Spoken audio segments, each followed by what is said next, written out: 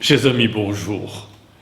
Le temps pascal nous donne d'entrer progressivement, comme par répétition, dans le mystère de la résurrection du Seigneur en multipliant les images. Dimanche dernier, il nous présentait le Christ ressuscité comme le berger des nations, le bon pasteur. Aujourd'hui, le Christ est présenté comme la vraie vigne dont nous sommes les sarments. Par sa mort et par sa résurrection, le Christ fait de nous les sarments qui sont greffés à la source même de sa vie, l'amour du Père que le Père porte vers le Fils et que le Fils porte vers le Père de toute éternité.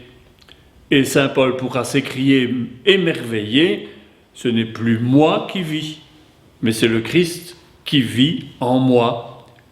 Mystère du vivant, mystère du ressuscité.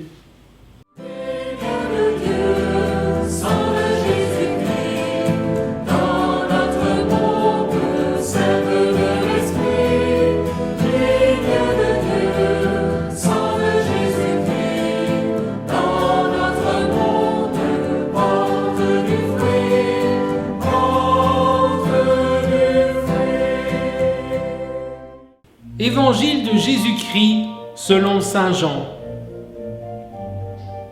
En ce temps-là, Jésus disait à ses disciples : « Moi je suis la vraie vigne, et mon Père est le vigneron.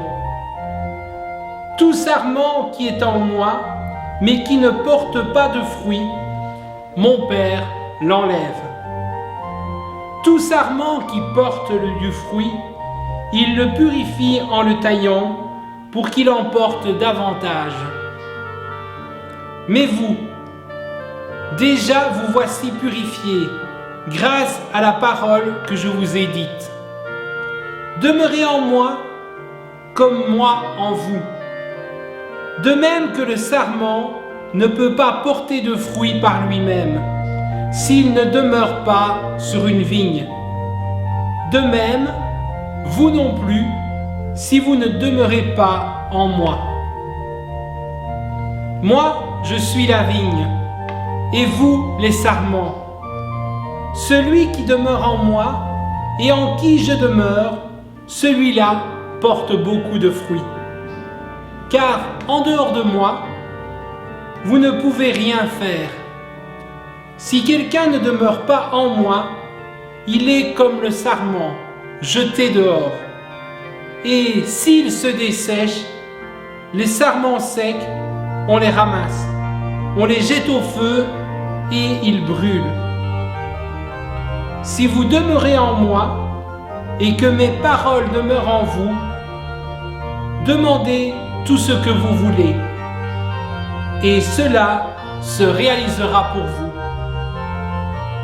Ce qui fait la gloire de mon Père, c'est que vous portiez beaucoup de fruits et que vous soyez pour moi des disciples.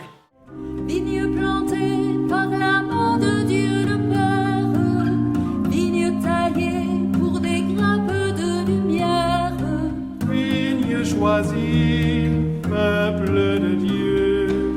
Vigne choisie, peuple de Dieu. Vigne de Dieu,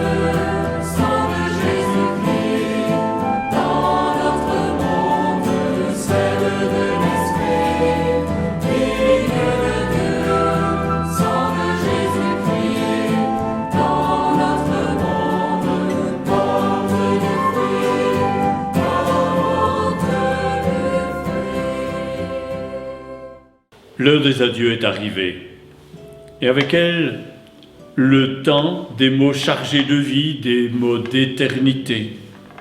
Heure de Jésus qui s'en va vers le Père, et heure de l'Église fondée sur ces derniers entretiens du Maître, heure des choses essentielles.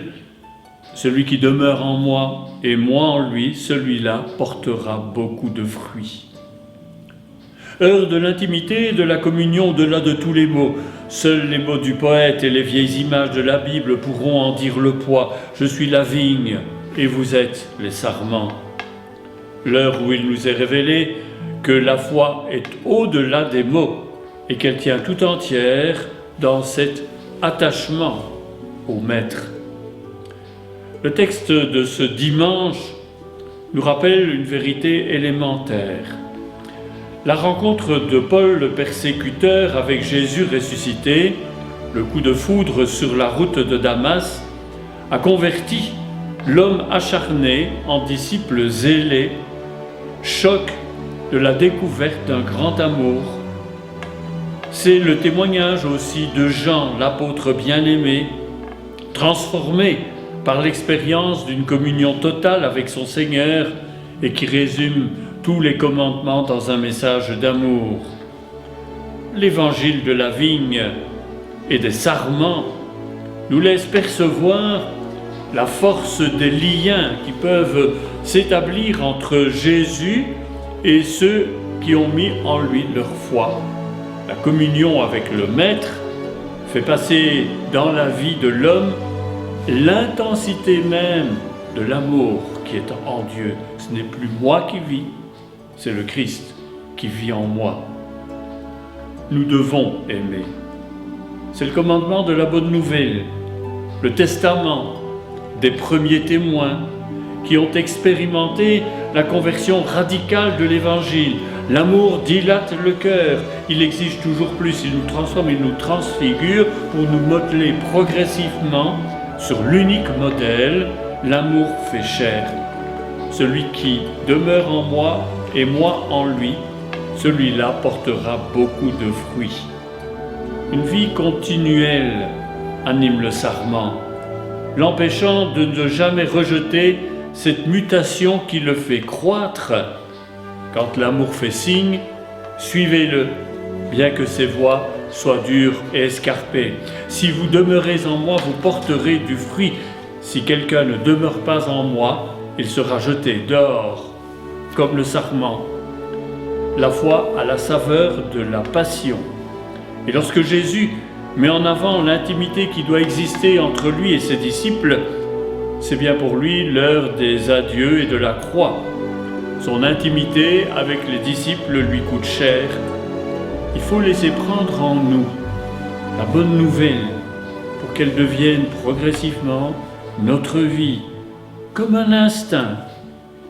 Ayez en vous les sentiments du Christ Jésus, recommandera l'apôtre Paul. La parole de Jésus, comme la sève, doit déployer en nous une puissance insoupçonnée, et Pâques s'ouvrira alors sur la Pentecôte, sur le témoignage de ceux qui auront consacré leur vie à la même passion que celle de Jésus, accomplissement de sa Pâque. Vigne éclairée au soleil de la tendresse, vigne mondée pour les fruits de la jeunesse.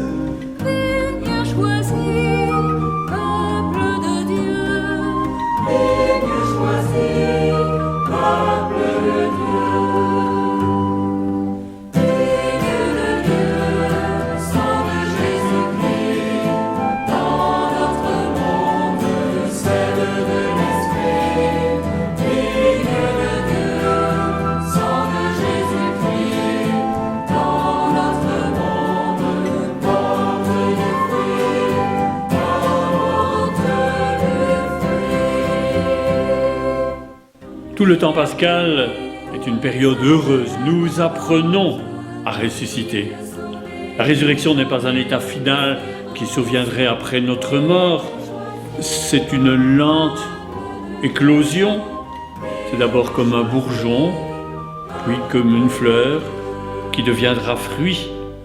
Le premier ressuscité nous communique sa vie nouvelle. Si nous demeurons en lui, nous serons greffés sur lui. Et c'est jour après jour, semaine après semaine, année après année, que notre vie sera transfigurée pour devenir vie, avec un V majuscule. Vivez cette semaine comme une marche vers l'éternité. À dimanche prochain. Vigne, allons sans